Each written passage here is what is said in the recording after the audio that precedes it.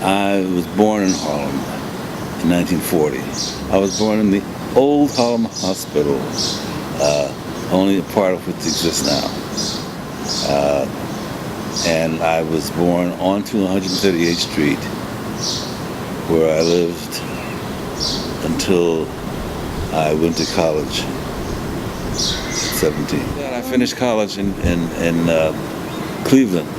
Attempted to enlist in the Navy as an officer.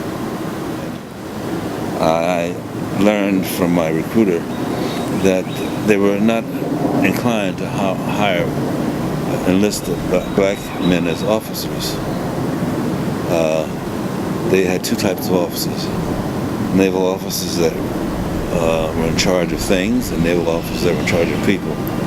And unbeknownst to me, I had applied to the job for other people, being in charge of other people, and they were not inclined to bring me in for that. So I went into the Marine Corps Reserve. I have lived in this current location roughly 10 years.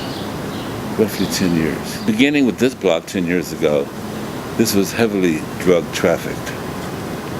And the old druggies, I knew because most of them were about my age and we had all grown up together. And those that were in jail had been killed. But we had all gone to school together, played basketball together, etc. And the block was primarily very dark, which was a prime resource for drug dealers and purchasers. What do I think about the current popularization of Harlem, tours and whatnot? I think it's fascinating. I've always just related to Harlem as a place to live, never as an attraction for sightseers. Never thought that I would have a white next door neighbor.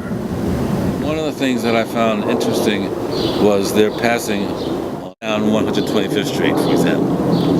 And they were glaring and looking and watching the people as if this was a whole new species. and those of us that were walking along were looking at them on buses as if they were a whole new species, you know. The things that happened out on Columbus Avenue happened here in Harlem, which is surprising. Gentrification was going on around Columbus Avenue and Broadway, Manhattan Avenue. I remember they were calling it